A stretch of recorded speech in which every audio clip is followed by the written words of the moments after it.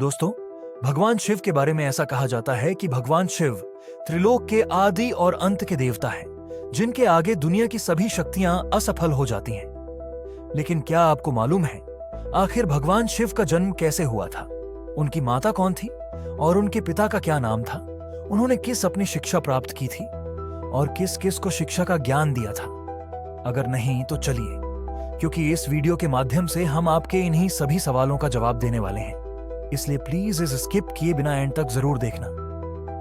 दोस्तों, आज सबसे पहले भगवान शिव के जन्म से जुड़ी पहली कहानी यानी शिव पुराण की एक लोकप्रिय कथा के बारे में बताने वाले हैं। शिव पुराण के अनुसार भगवान शिव को स्वयंभू माना जाता है, जिसका मतलब होता है कि भगवान शिव का जन्म स्वयं ही हुआ था।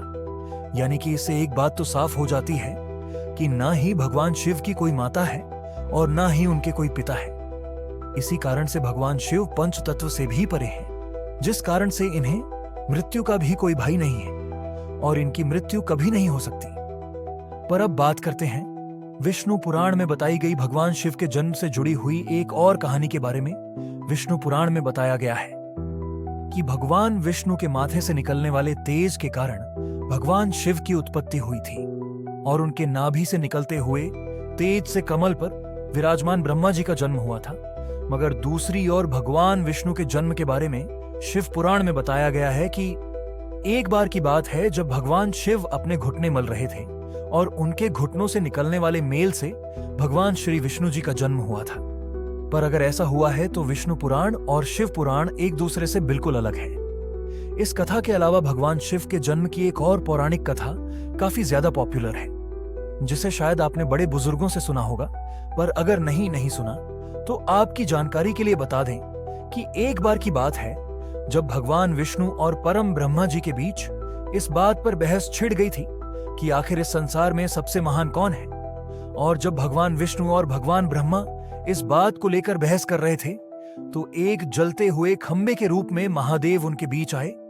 दोस्तों, वो दोनों इस रहस्य को नहीं समझ पाए और तभी अचानक से एक आवाज आई जिसने कहा कि जो भी इस खंबे का छोर ढूंढ लेगा वही सबसे महान कहलाएगा। ऐसा सुनते ही ब्रह्मा जी ने एक पक्षी का रूप लिया और खंबे का ऊपरी हिस्सा ढूंढने निकल गए। वहीं विष्णु जी ने वराह का रूप धारण किया और खंबे का अंत ढूंढने निकल गए। बहुत देर तक खोजने के बाद भी दोनों में से किसी को भी खंबे का छोर नहीं मिला और दोनों हार मानकर वापस आ गए। जिसके बाद भगवान शिव अपने असली रूप में आए और फिर भगवान विष्णु और ब्रह्मा जी ने यह मान लिया कि महादेव ही सबसे महान और इनसे बड़ी शक्ति इस दुनिया में कोई नहीं। इसके साथ ही शिव पुराण में बताया गया खंबा इस बात को दर्शाता है कि ना ही भगवान शिव का कोई अंत नहीं है। और एक कारण तो यही है कि भगवान शिव को स्वयंभू कहा जाता है, यानी भगवान शिव का अंत है ही नहीं, वे अमर है। अब हम बात करते हैं भगवान शिव से जुड़े एक ऐसे विषय के बारे में जो सबसे ज्यादा प्रसिद्ध है कि क्या भगवान ब्रह्मा भगवान शिव के पिता हैं? जी हाँ, इनकी ये कहानी लोगों के बीच काफी प्रसिद्ध है। तो आपको बता दें कि आखिर किस प्रकार भगवान शिव ने ब्रह्मपुत्र के रूप में जन्म लिया था। इसके पीछे विष्णु पुराण की एक पौराणिक कथा है, जिसके अनुसार जब धरती आकाश पटल या कहे पूरा यूनिवर्स जलमग्न यानी पानी में डूबा हुआ था, तब भगवान विष्णु के अलावा कोई भी देव या प्राणी इस संसार में नहीं था। तब केवल विष्णु ही जल पर अपनी शेषनाग पर लेते हुए नजर आ रहे थे। जिसके बाद उनकी नाभि से कमल की दांडी पर ब्रह्मा जी प्रकट हुए और जब भगवान ब्रह्मा और भगवान विष्णु इस यूनिवर्स से संबंधित बातें कर रहे तब भगवान शिव प्रकट हुए। जिसके बाद ब्राह्मणी उन्हें पहचान से इनकार कर दिया। इस कारण से भगवान शिव रूठ गए और उनके रूठ जाने के कारण भगवान विष्णु ने उन्हें दिव्या दृष्टि प्रदान कर ब्रह्मा जी को भगवान शिव की याद दिलाई। जिसके बाद भगवान ब्रह्मा को अपनी गलती का एहसास हुआ और शिव से क्षमा मांगते हुए उन्होंने उनसे अपने पुत्र रूप में पैदा होने का आशीर्वाद मांगा। जिस कारण से भगवान शिव ने भगवान ब्रह्मा की प्रार्थना को स्वीकार करते हुए उन्हें आशीर्वाद दे दिया। लेकिन इसके बाद जब भगवान ब्रह्मा ने इस सृष्टि की रचना शुरू की तो उन्हें एक बच्चे की जरूरत पड़ी और तब उन्हें भगवान शिव का आशीर्वाद ध्यान आया, जिसके लिए भगवान ब्रह्मा ने तपस्या की और बालक के रूप में भगवान शिव उनकी गोद में रोते हुए प्रकट हुए। आपको बता दें कि यह भगवान शिव का एकमात्र बाल रूप है। जब भगवान ब्रह्मा ने उनके रोने का कारण पूछा तो उन्होंने बताया कि उनका कोई नाम नहीं है। तब भगवान ब्रह्मा ने भगवान शिव का नाम रुद्र रख दिया, जिसका मतलब होता है रोने वाला। पर इसके बावजूद भी भगवान शिव नहीं हुए, इसलिए ब्रह्मा ने उन्हें दूसरा नाम दिया। पर शिव को वो नाम भी पसंद नहीं आया और फिर भी वे चुप नहीं हुए। इस तरह शिव को चुप करने के लिए भगवान ब्रह्मा ने भगवान शिव को 108 नाम दिए। दजो रुद्र सर्वभाव उग्र, भीम पशुपतिनाथ और महादेव जैसे नामदार। और शिव पुराण के अनुसार उनके ये नाम पृथ्वी पर लिखे गए थे। इसके बाद बात आती है श्रीमद् देवी महापुराण की। तो श्रीमद् देवी महापुराण में भगवान शिव की माता और पिता के बारे में बताया गया है। श्रीमद् देवी महापुराण के अनुसार देखा जाए तो एक बार जब भगवान नारद जी ने अपने पिता भगवान ब्रह्मा जी से पूछा कि इस सृष्टि का निर्माण किसने किया है, साथ ही भगवान विष्णु, भगवान शिव और आपके माता पिता कौन हैं, तब भगवान ब्रह्मा जी ने नारद जी को त्रिदेव जन्म के बारे में बताया। जो बताया वो वाकई चौंका देने वाली बात थी। दरअसल उन्होंने कहा कि देवी दुर्गा और शिव स्वरूप ब्रह्मा के योग से ब्रह्मा, विष्णु और महेश का जन्म हुआ था, यानी प्रकृति का रूप लिए मां।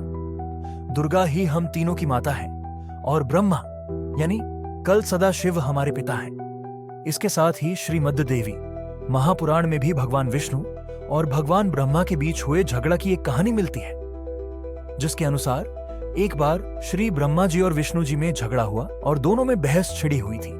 तब भगवान ब्रह्मा ने कहा कि सृष्टि को मैंने बनाया है और मैं ही प्रजापिता हूं, जिसके जवाब में भगवान विष्णु जी ने कहा कि मैं आपका पिता हूं, क्योंकि आप मेरी नाभि निकले हुए कमल से पैदा हुए हैं। और धीरे धीरे कर यह बहस बढ़ती गई दोस्तों।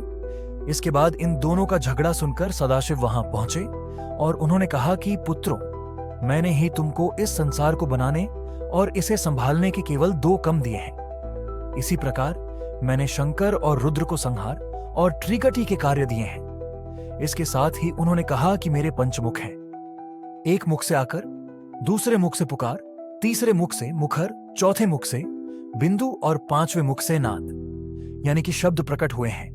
उन्हें परियों को एक साथ मिलाकर देखा जाए तो एक अक्षर ओम बनता है, जिसे आज हम सभी भगवान शिव के मूल मंत्र के रूप से जानते हैं।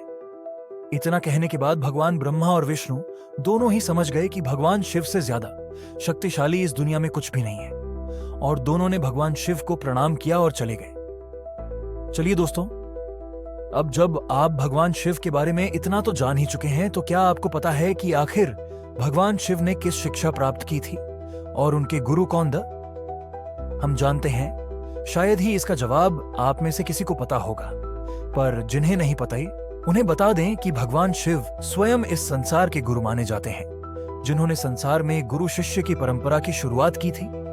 लेकिन अगर सवाल आता है कि आखिर भगवान शिव किसके गुरु थे, तो आपको जरूर जान लेना चाहिए कि हिंदू धर्म के ग्रंथ कहते हैं कि ब्रह्मा जी और शिव जी इस संसार के सबसे पहले गुरु हैं, जिन्होंने गुरु शिष्य के इस रिश्ते की शुरुआत की थी, जहां भगवान ब्रह्मा ने अपने मानस पुत्रों को शिक्षा प्रदान की थी, वहीं भगवान शिव ने अपना ज्ञान केवल अपने 60 शिष्यों को दिया था।